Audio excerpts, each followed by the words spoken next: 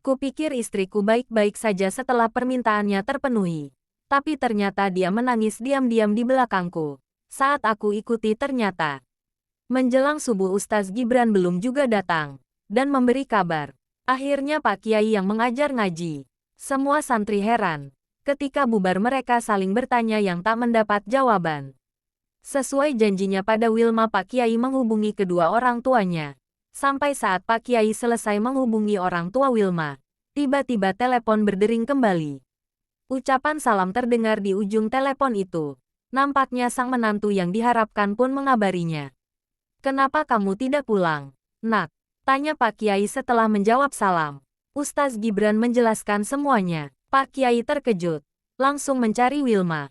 "Cepat ikut bersamaku," titahnya setelah menemui Wilma. "Kemana Pak Kiai?" tanya Wilma heran. Langkahnya mengikuti Pak Kiai yang terlihat panik. Pak Kiai menggendong Zia menuju mobil, dan mendudukkannya di jok depan. Beliau segera masuk dan duduk di kursi kemudi. "Cepatlah Wilma," titah Pak Kiai. Wilma bingung melihat kepanikan Pak Kiai. Ia segera membuka pintu mobil belakang tanpa bisa membantah. Pak Kiai segera melajukan mobilnya setelah memastikan Wilma duduk dengan rapi. "Ada apa ini Pak Kiai? Kenapa saya harus ikut dengan Pak Kiai?" tanya Wilma masih bingung. "Aziza terkena serangan jantung saat mendengar kabar yang menimpamu semalam.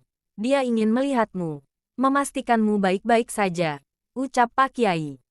"Serangan jantung?" Wilma terkejut luar biasa. Tangannya spontan membekap mulut yang terbuka. "Bagaimana bisa? Apa Ustazah begitu mengkhawatirkanku?" "Sepertinya begitu. Azizah memang mudah terikat dengan orang baru," jelas Pak Kiai. "Bagaimana bisa? Kami hanya sempat mengobrol satu kali. Ustazah bahkan belum sempat mengajariku mengaji," Wilma membatin. "Serangan jantung itu apa, Abah?"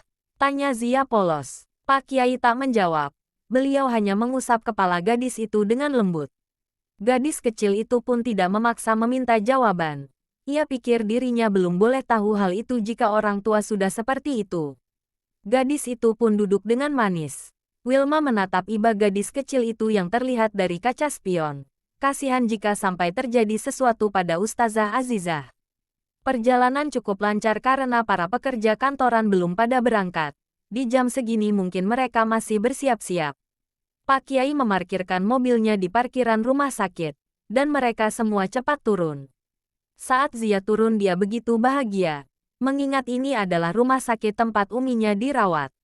"Hore! Zia mau ketemu Umi," soraknya dengan polos. Ia pun berhambur lari karena masih mengingat ruangan uminya. Wilma segera mengejar dan menarik perlahan tangan gadis itu. "Jangan lari-lari, sayang," ucap Wilma.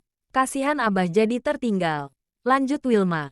"Zia gak sabar mau ketemu Umi," ucapnya pelan.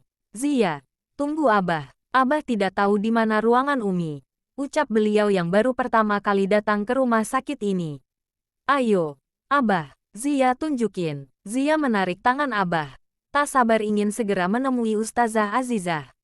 "Zia, pelan saja. Nanti Abah jatuh," ucap Wilma. "Abah lelet.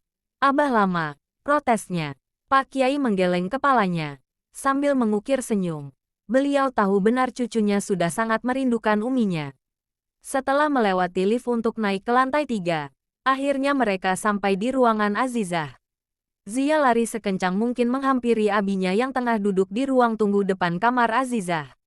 Sementara Wilma terhenyak melihat keberadaan lelaki itu. Ia sempat menghentikan langkahnya, mengingat kata-kata sang ustaz semalam yang membuatnya kecewa. Kali ini ia cukup tahu diri di hadapan sang ustaz.